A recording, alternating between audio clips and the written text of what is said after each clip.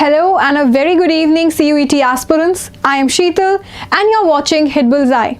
So in this series of live sessions which are related to CUET, though they will be helpful to all the competitive all the people who are preparing for competitive exams, but if we particularly talk about CUET, we all know that there would be three types of passages that you can see in the exam, as was given in the information bulletin of CUET-samarth.ac.in website.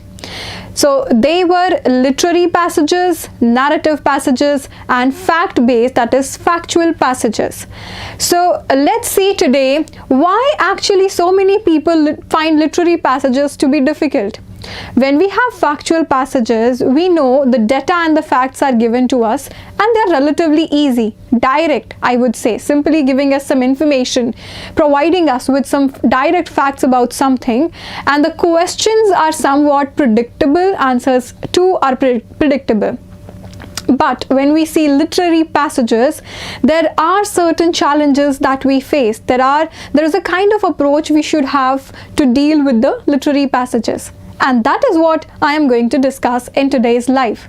So without any further ado, let's see what do literary passages have for us.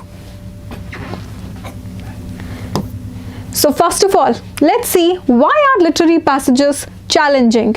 First one, capturing the tone. This is the first difficulty that we face dealing with the literary passages.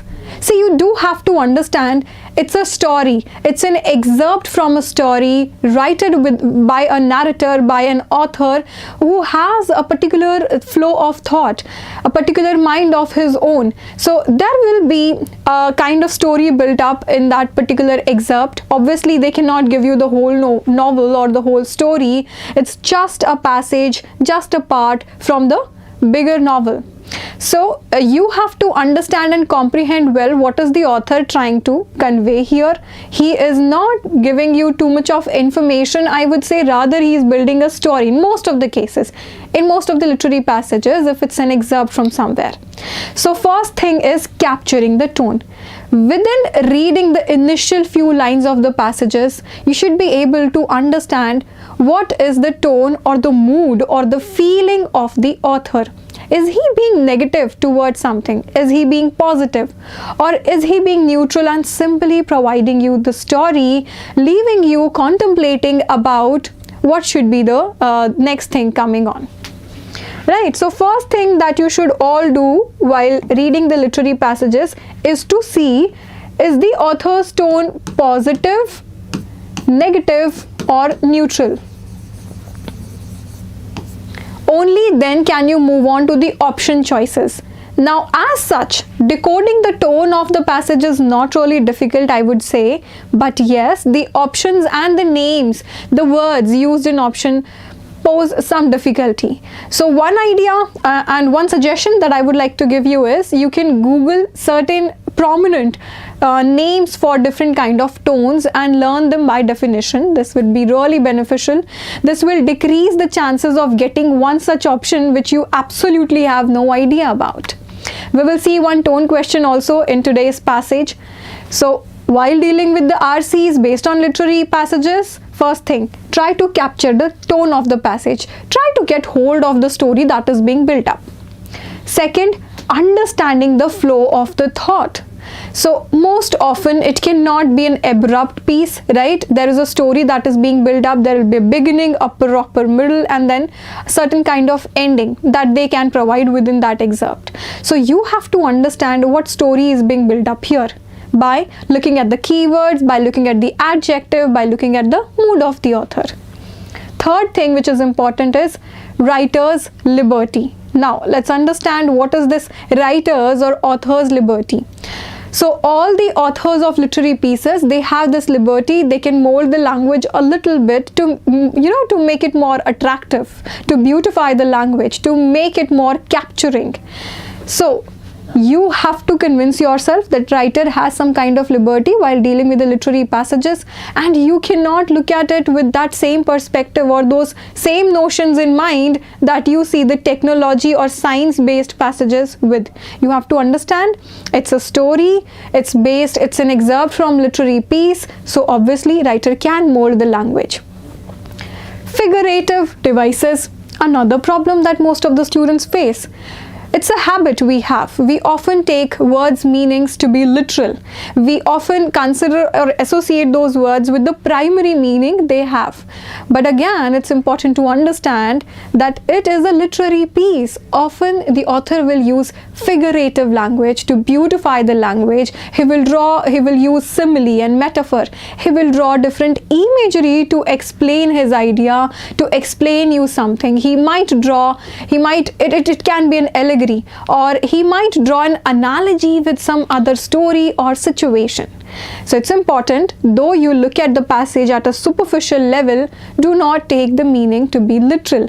Try to communicate with the author, try to understand what is he trying to convey by providing you those beautiful figures of speech. This again brings us to the fact that it's important you know what kind of figures of speech are there, you know their definition, you've seen enough examples to understand that too. So these are some of the things that make a literary passage challenging. Now we have a passage here, it's a literary passage. Let's quickly go through this and understand it. Okay, so focal group is saying that literary passages समझ में नहीं आते, and what is the reason behind it? अच्छा, you have to understand one thing कि literary passages बहुत interesting होते हैं और बहुत engaging होते हैं only once you have a flair with it.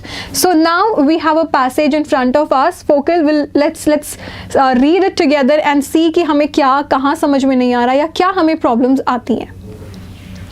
All right. So the novel Pride and Prejudice is a tale about courtship in the 19th century England. Clearly a literary passage क्योंकि novel का नाम भी दिया हुआ है. It's a Jane Austen's novel Pride and Prejudice, और उसके बारे में from some perspective कुछ तरह के critical reviews दिए हुए हैं writer ने इस particular excerpt में. The novel Pride and Prejudice is a tale about courtship in the 19th century England. First thing that should come to the mind, it's kind of a love story because they are talking about the courtship, and the setting of the piece is 19th century England, I think just before the industrial era, when it heralded. So Elizabeth's first impression of Darcy is a completely negative one due to his judgmental description of her upon first seeing her at the ball. Now we have two names of our protagonists, Elizabeth and Darcy. So Elizabeth's first impression of Darcy was not really that good one. This is what simply that has been said here. And then there are quotation. She is tolerable. Whose quotation is this? Who is saying this? This is said by Darcy. So Darcy, because he said something Elizabeth and Elizabeth overheard the conversation, so she formed a negative impression about himself on what he said about her. So he said she is tolerable, which means she is a mediocre kind of, but not handsome enough to tempt me, and I am in no humor at present to give consequence to young ladies who are slighted by other men, who are judged by other men, who are gazed by other men, maybe for the prospect of marriage, because at that time in England, that is all. People used to go to the balls to see and to seek the partners, the life partners, right? So this is what he said about Elizabeth, on the basis of which Elizabeth formed a negative impression about him. Is this much clear, guys? Did we understand this much? Yeah, so hello Shubham, yes, I can see your chat. Let's see if you are able to decode this particular RC. Moving on to the second paragraph, the second passage. The first impression of Elizabeth and the reader is that Darcy is arrogant and headstrong. Now, as I told you, you cannot memorize. First thing that we need to understand is reading comprehension is first, not about just speed reading. Neither it is about just, cramming the facts given in the passage. It's about comprehending it, understanding it, and that understanding should go all along. You should not stop at any point to think and reflect what was given in the RC. This will save you time. The first impression of Elizabeth and the reader is that Darcy is arrogant and headstrong. Very strong words are used for Darcy, but this is just the beginning of the passage. Keep this in mind. Before these events transpired, Elizabeth's mother, Miss Bennet, pointed out Darcy as a candidate for Elizabeth to marry. See, Elizabeth's mother was considering Darcy to be a suitable match for Elizabeth. Mr. Darcy soon drew the attention of the room by his fine, tall person, handsome features, noble mien, and the report which was in general circulation within 5 minutes after his entrance of his having 10,000 a year. Again, these are quoted words. These are the words of Elizabeth's mother. Now, as I was talking about, you cannot take literal meaning of each and everything. A report has been mentioned. The report which was in general circulation. Do you think it was actually a report? No, it was not. This is just a way of saying, right? Just a way of exaggerating that Darcy was being talked about so much among the people who were present at the ball that this kind of became a report. Certain things about him were being circulated throughout the throughout the ball. That he was tall, he was handsome, he was noble, and he had 10,000 a year, which means he was well-to-do, a perfect match for any lady. So while reading this passage, you literally have to enter into that era to understand it. So Elizabeth will hear none of it, considering the respectful comment she overheard Darcy making about her privacy. Now, though Elizabeth's mother was considering Darcy to be a perfect match for Elizabeth, but Elizabeth was not ready for it because she overheard the conversation about herself, the comment that was made on her by Darcy. So she will not take it. A major obstacle in the relationship between. Now you can see these are not the quoted words. These are the direct words of the author of this passage, the person who is writing review about the story, about this beautiful courtship story. So these are his direct words. He is saying that a major obstacle in the relationship between Elizabeth and Darcy was Mr. Wickham. A third character is mentioned here, who becomes the object of Elizabeth's affection. Elizabeth is more attracted towards this person, Mr. Wickham. Upon first meeting each other, Elizabeth finds that there is an extreme amount of tension between Wickham and Darcy. Now, see, two characters were mentioned, Elizabeth and Darcy. Their relationship and their first impression was talked about. Moving on ahead in the story, now see, this is the flow of thought. You can, almost imagine that scene in the ballroom, what is happening, what first happened between Elizabeth and Darcy, what was her mother's impression, and now a third character, Mr. Wickham, is shown here. Mr. Wickham and Darcy have some kind of tension between them. Now this tension doesn't literally mean they're fighting over something, they're in a feud. No, it means that they have a past. There is a tense, there are, negative vibes between them. After talking to Mr. Wickham, Elizabeth goes into town where she runs into Mr. Darcy, who gives her a letter explaining the true nature of his relationship with Mr. Wickham. Done with the ballroom scene, now they meet some other day at some other place where somehow Mr. Darcy is confronting Elizabeth and telling her that, see, these are the reasons why I have a tension with Mr. Wickham. In a kind of way, he wants to be free of all the allegations and he doesn't want to be judged by Elizabeth. So we can see something is sparking between the two. Yes, guys, is this much clear? Shall we move on to the next slide now? A very simple and beautiful story, a courtship story of two characters. Let's see what happens next. Now that Elizabeth has received a letter, this letter marks the point in the novel where Elizabeth begins to like Darcy. There is a change in the story. So now when we are trying to decode the tone of the author, the tone of the passage, initially it was kind of negative. It seemed as if nothing is going to be between the two, right? They have a very bad impression of each other initially, but now the story is taking a turn. Darcy tells the real reason for Wickham's disinheritance. Wickham was engaged in problematic relationship with Darcy's sister. This marks the beginning of the constructive relationship. See, beginning of the constructive relationship between Darcy and Elizabeth. Now Elizabeth knows that there is a reason why there is tension between Wickham and Darcy. The wealth of Mr. Darcy proves to be divider between Darcy and Elizabeth. Another challenge between the two. Now, though there are no doubts between them, right, there is another problem. In those time when you were making, when there were matchmaking or you were seeking a partner, property mattered a lot. Wealth and status mattered a lot. Now, when Darcy gets to know that I am well-to-do but Elizabeth is not, that is a divider between the two. This difference in social class proves to be a reason for which Darcy seemed to try to purposely self-destruct his relationship. What is Darcy trying to do? Now that he is suspecting that society will not accept this relationship or marriage because there is a divide between the social status of Darcy and Elizabeth, he kind of tries to self-destruct it.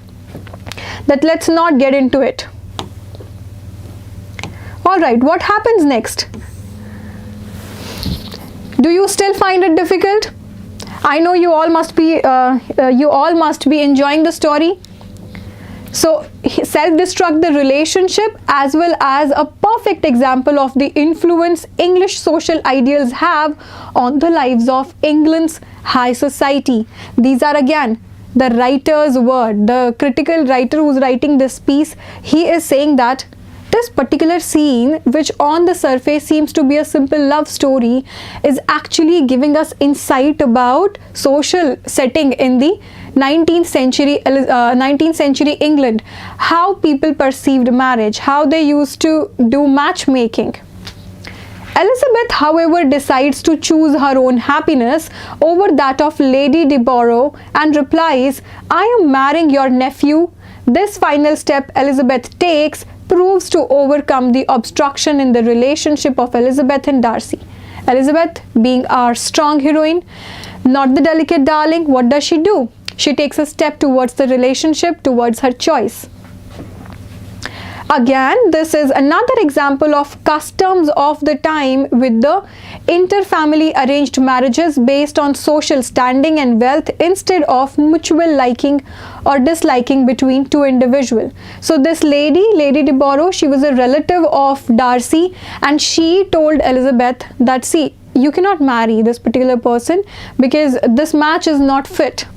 But Elizabeth takes a step towards it and with a strong affirmation, she wants to marry Darcy. Another review or another views of the author are reflected here. He is also reflecting upon what? How wealth mattered so much and how inter-family relations, get between the relationships. Though we can see it somewhat today also. Alright, so we are done with the passage. Let's see if you can deal with the questions.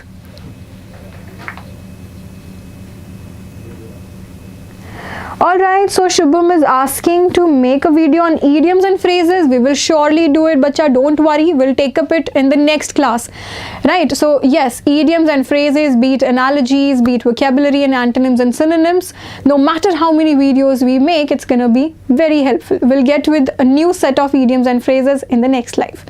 Thank you so much for informing us about that.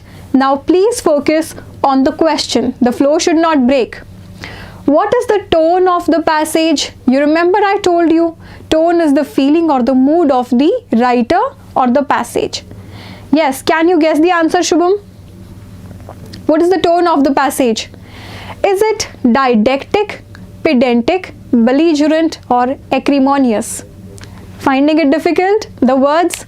See, this is where vocabulary poses its challenges.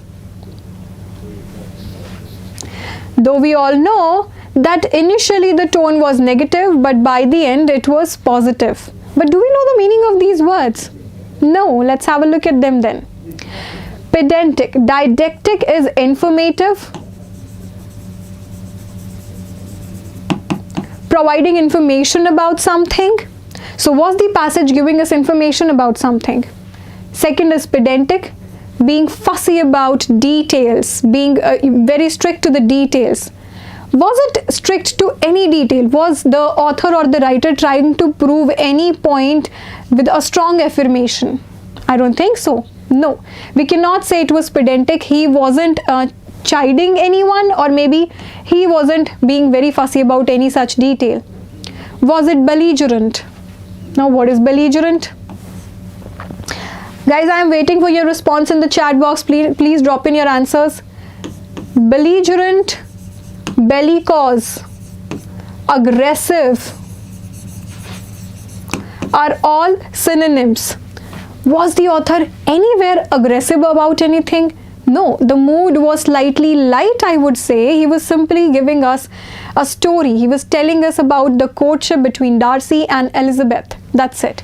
So he wasn't belligerent, bellicose, or aggressive about anything. Yes, he did mention and he did somewhat try to criticize the follies of society and how society at that time perceived marriages, but his tone wasn't very aggressive. Acrimonious, again, it is related to a sharp tone, sharp or caustic or bitter or criticizing. Was he criticizing anything very strictly? Again, he did talk about the follies of society, but he wasn't actually criticizing. What do you think? I've given you all the explanation. Can you tell me the answer? Okay, so your answer is D, I can see. See, we could have answered it to be D or C if the author was very much using negative words or strong words criticizing something, but that was missing from the story. The story was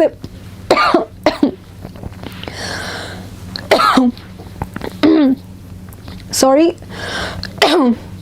The story was simply giving you information about the courtship between Darcy and Elizabeth.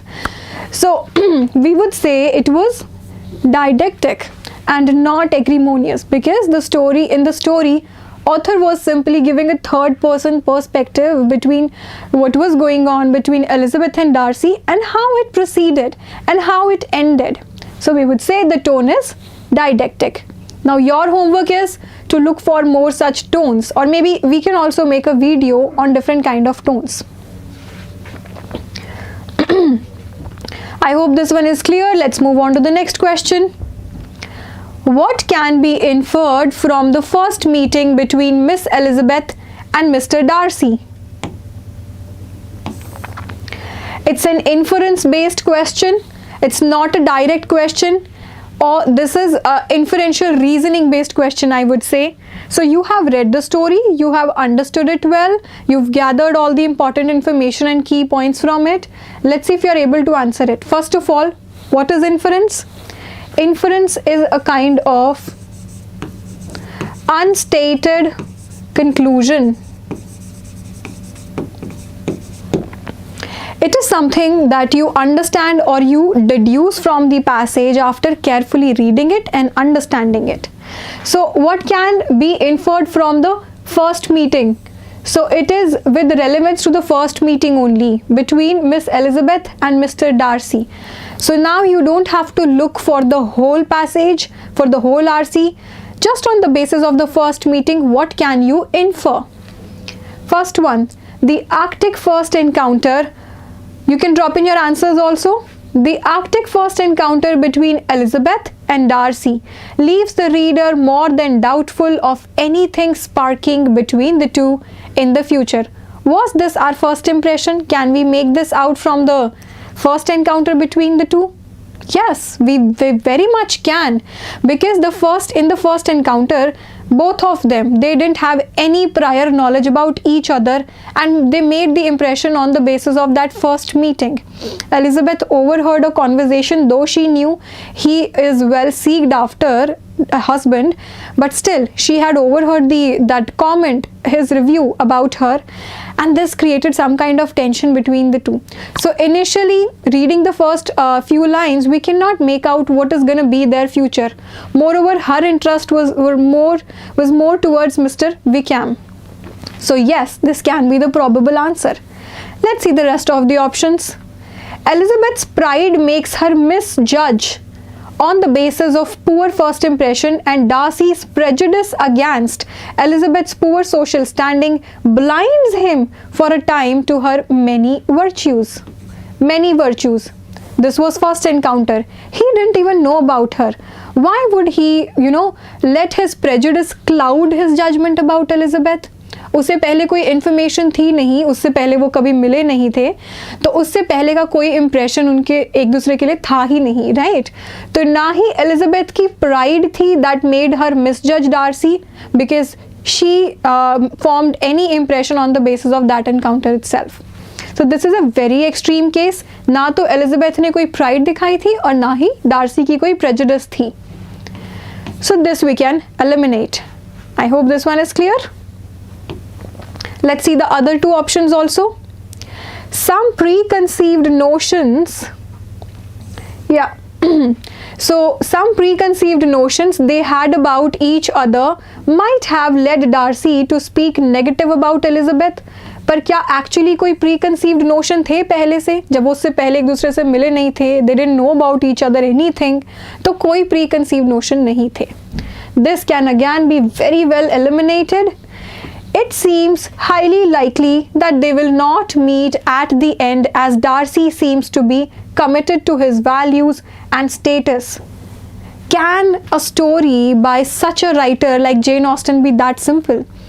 Why would she introduce these two characters and the initial impression they had of each other? And moreover, this was mentioned in the passage that this is the first impression they had, which leaves some room for something else to be sparking, that there might be some future, there might be some turn in the story. Can a story be that simple? The hero heroine will meet in the first impression, and because they had a negative impact, nothing else will happen. So we don't have information enough within the first encounter to say that this option is right. So this can also be eliminated. Eliminating all the wrong options, we are left with just the first one, which is the Arctic first encounter between Elizabeth and Darcy leaves the readers like us to be speculating and to be thinking, will there be something between them in future? So this one is the right answer. And moreover, it was doubtful because the impression was so negative initially. So we are doubtful about it. Will there be anything between the two? Is this one clear, guys? Yes, A. Shubham, you've answered it correctly. Answer is A. Let's see if you can answer this one. What is the primary purpose of the author of the novel? So we have covered 3 wonderful types of question. All in all, there can be 6 to 7 types of question from an RC. It can be based on title, based on main idea, can be based on vocabulary, it can be based on critical reasoning, it can be based on conclusion, and it can be based on inference, it can be based on tone. So we have already covered the tone question, and then we moved on to the inference question, right? Critical reasoning type of question, inference. And now let's see what is primary purpose. So whenever you see words like main idea of the passage, primary purpose or primary concern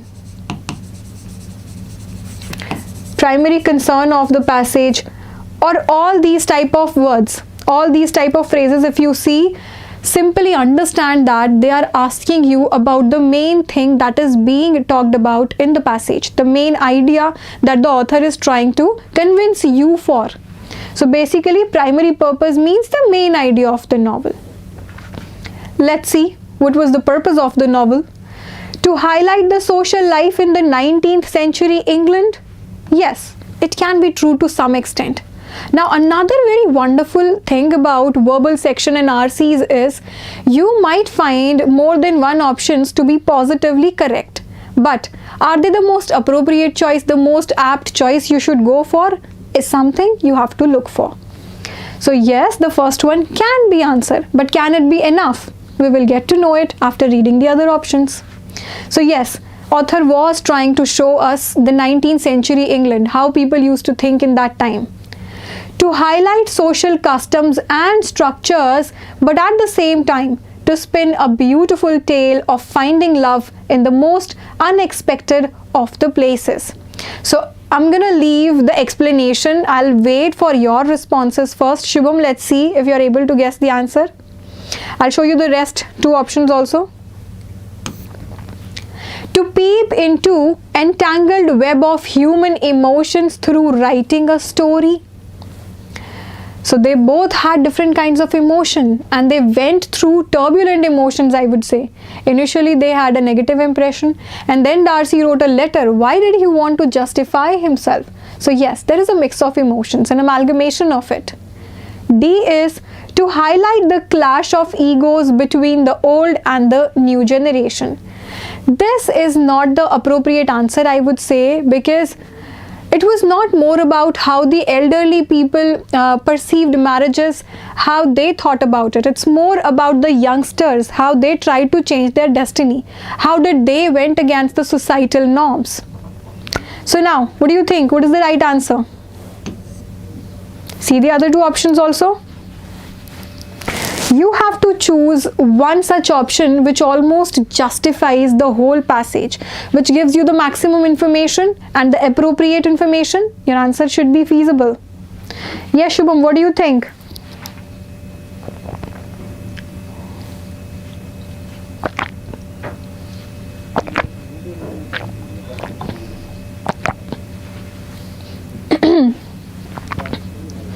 All right, let's see then.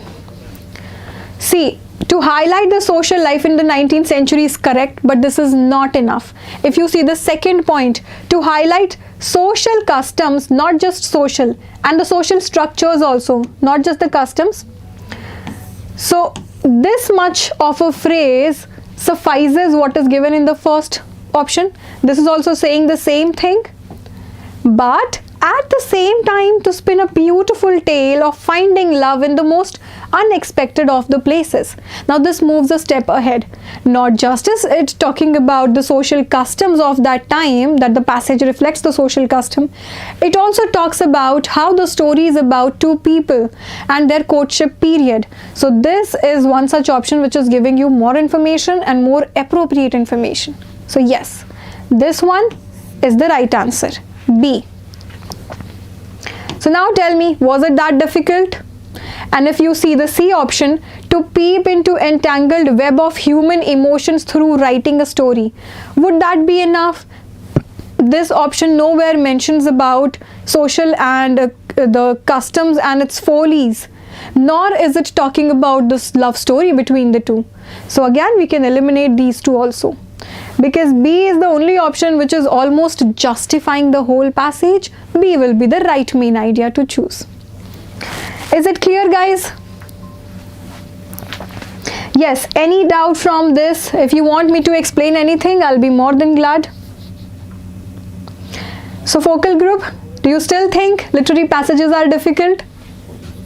So we can practice more such passages. If you want, so you can put it in the chat box. Anything that you want us to come up with, will be more than glad. So yes, we can come up with idiom phrases in the next live. Up until then, stay tuned with our channel. And if you like the video, do not forget to share it and like it and spread it as much as possible. Thank you so much. Have a happy learning time.